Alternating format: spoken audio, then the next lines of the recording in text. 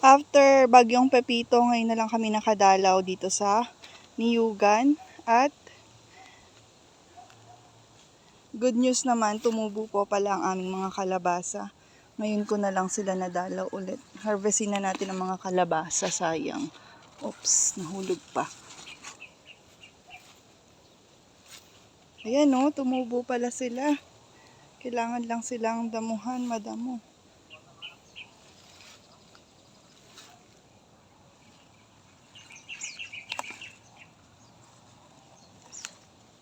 Namumulaklak pala ito sila na.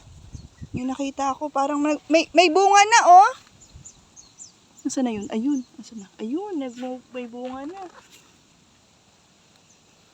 May mga namumunga na. Kailangan pala madalaw na ito lagi para makuhanan ng mga bulaklak. Sayang ang bulaklak.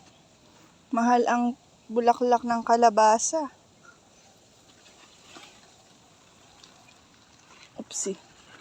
Oopsie. Oopsie. Masukal. Masukal na here.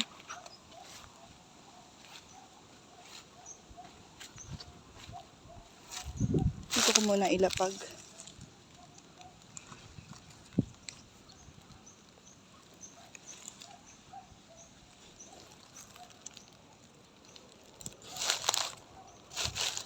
Sukal na. Magagamas kami dito. Kailangan ng linisan. May natatanaw pa ako ditong kalabasa.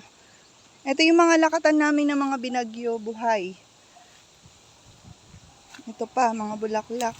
Sayang to mga bulaklak, oh, hindi nakukuha. Pagkukunin ko na nga.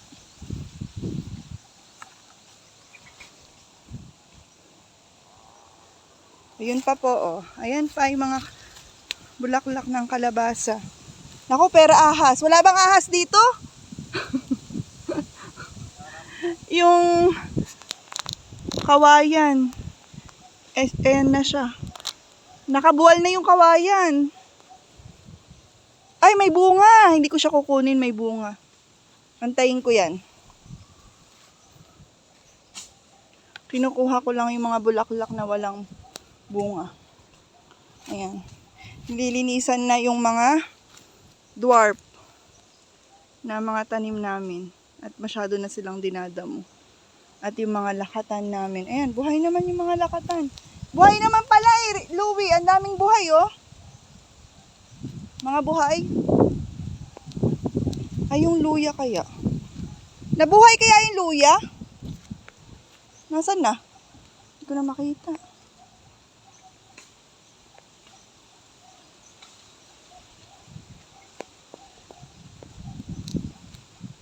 Yung kabilang farm namin, hindi po sa amin, sa kapitbahay, meron silang tanim na mga pinya. Ayan, ang dami nilang tanim na pinya. Sa kabila na po yan. Ayan yung bakod.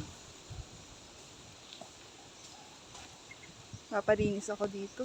Masyado na silang maraming damo. Ay, ito yung mga luya, oh! Ay.